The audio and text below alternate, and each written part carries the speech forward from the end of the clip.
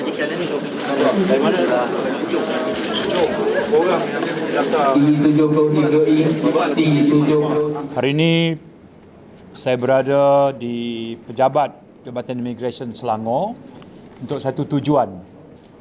Saya turun padang untuk melihat sendiri bagaimana Jabatan Immigration menguruskan satu perkara, iaitu di bawah program rekalibrasi 2.0, apabila majikan mendaftarkan pekerja, mereka harus melalui beberapa proses sebelum PAS lawatan kerja sementara dikeluarkan untuk mengesahkan pekerja asing di bawah program ini boleh bekerja. Baik, kita sedia maklum latar belakangnya adalah setahun yang lepas, bagi tujuan untuk memenuhi keperluan tenaga kerja di 5 sektor kritikal, kerajaan telah membuat 2 keputusan dasar. Yang pertama, di bawah Kementerian Sumber Manusia dibuat program kelonggaran. Di bawah KDN pula, dasar yang diberikan perkenan oleh Jemaah Menteri adalah kita laksanakan rekalibrasi 2.0. Rekalibrasi ini adalah rekalibrasi untuk pekerja, bukannya rekalibrasi penghantaran pulang. Ini adalah untuk kita menerima kategori pekerja asing yang berada di sini, walaupun setelah asalnya mereka masuk bekerja, tamat tempoh, mereka tak pulang. Itu satu contoh. Jadi kategori lebih tinggal, lebih masa. Ya.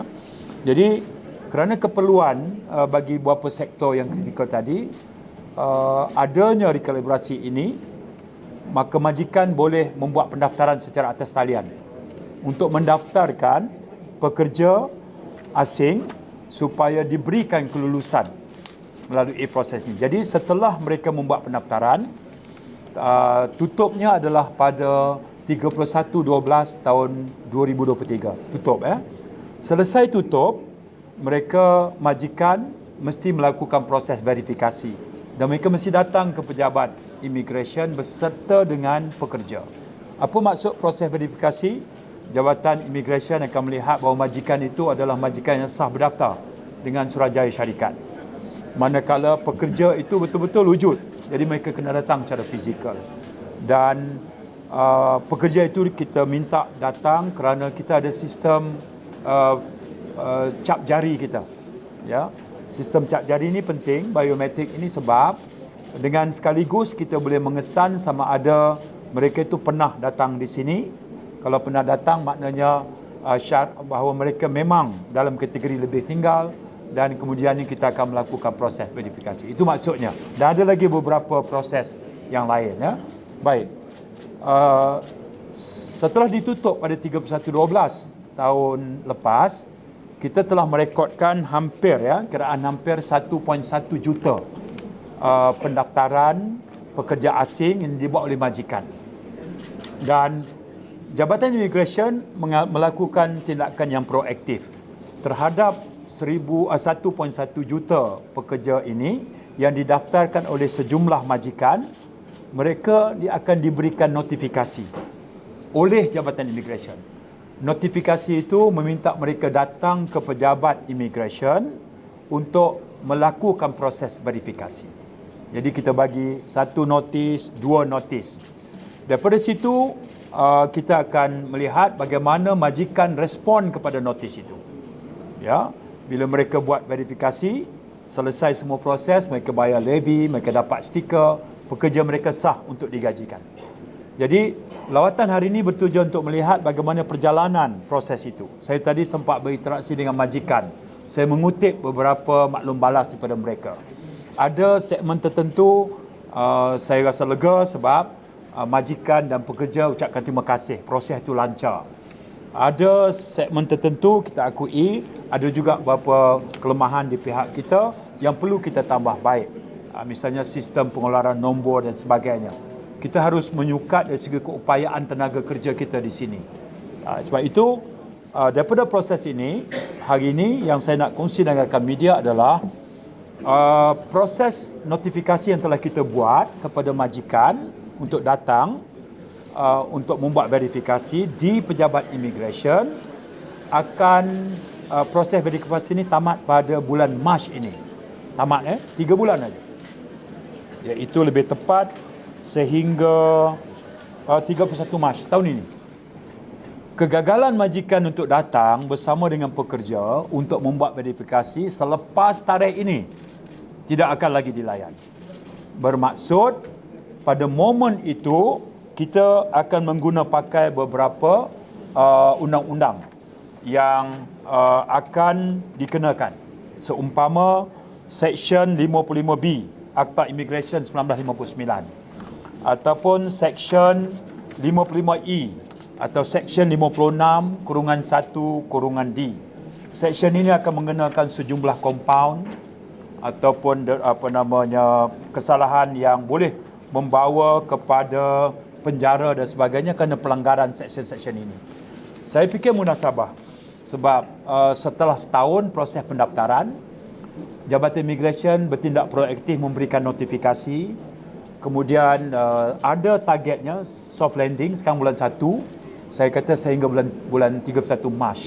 Selepas daripada itu, jika majikan tidak tampil, bermaksud mereka tidak berminat untuk menggajikan pekerja asing yang telah pun melakukan pelanggaran undang-undang sebelum daripada itu.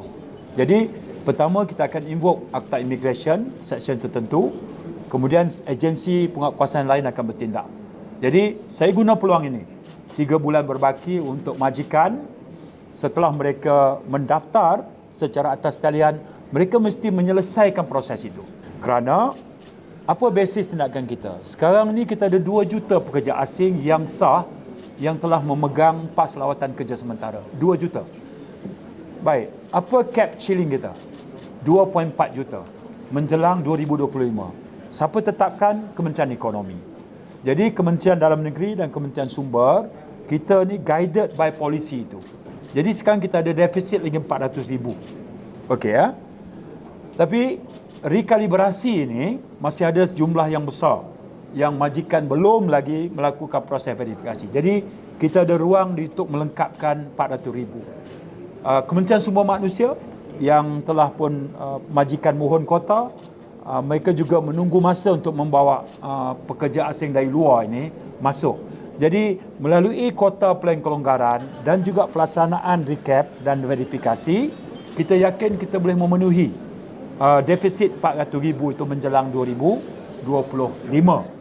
Jadi kalau ini sudah dipenuhi, kami akan masuk proses berikutnya, iaitu kita pada 16 hari bulan nanti, KDN dan juga Kementerian Sumber Manusia sebagai 2 agensi kawal selia akan mengadakan mesyuarat untuk menentukan hala tuju berikutnya.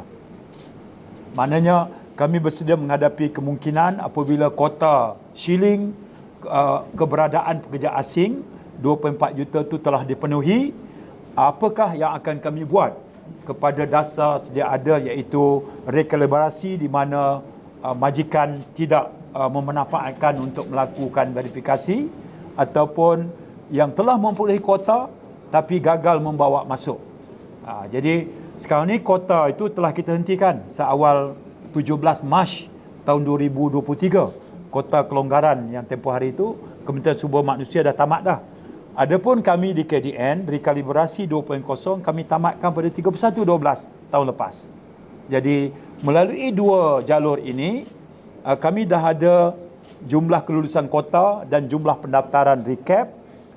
Satu, yang kedua, kami juga ada kota, kami juga ada angka di mana daripada plan kelonggaran itu berapa yang sudah masuk sebab immigration yang keluarkan pas lawatan kerja. Begitu juga di bawah program recap, bila majikan melakukan verifikasi, kami juga dah dapat angka. Jadi fokus kami sekarang adalah memenuhi keperluan sektor ekonomi, peladangan, pertanian, pembuatan atau perkilangan, pembinaan dan juga perkhidmatan. Baik, yang pertama 31 Mac, tempoh akhir majikan verifikasi recap. Baik. Yang kedua, kegagalan majikan berbuat demikian, kami akan invoke Akta Immigration. Seksyen-seksyen tertentu yang mengenakan kompaun dan penjala. Yang ketiga, kami akan adakan mesyuarat bersama dengan semua manusia untuk menentukan hala tuju dengan jangkaan bahawa kuota itu akan dipenuhi dalam tahun ini. Jadi polisi sedia ada itu, apakah langkah yang akan kami buat. Jadi bermaksud pengurusan pekerja asing apabila kami lakukan langkah ini, kami akan memberikan tumpuan lebih kepada segmen majikan. Maknanya jika pekerja mereka telah tamat tempoh kerja, ketika program rekalibrasi tidak lagi diteruskan, tanggungjawab majikan adalah menghantar pulang pekerja itu. Jadi dengan cara itu, kita takkan menghadapi masalah di mana pekerja tamat tempoh, mereka tak balik. Jadi kita terpaksa guna pula program rekalibrasi. Jadi hal-hal ini adalah hal yang akan kami ambil maklum. Jadi sebelum ini, saya fikir dasar kelonggaran dan recap betul-betul bertujuan untuk kerajaan mempermudahkan majikan supaya sektor ekonomi yang terbabit rancak, ya, dan mereka menyumbang pada GDP. Okey, itu matlamat akhir kita. Pada masa yang sama, elemen kemaskini, tata kelola dan urus takbir berkenaan dengan keberadaan pekerja asing ini, kami juga harus melihat bahawa sudah sampai masanya akta-akta yang tertentu mula untuk kami kuatkuasakan. Ya, tujuannya supaya pengurusan itu menjadi lebih kredibel dan lebih bertanggungjawab.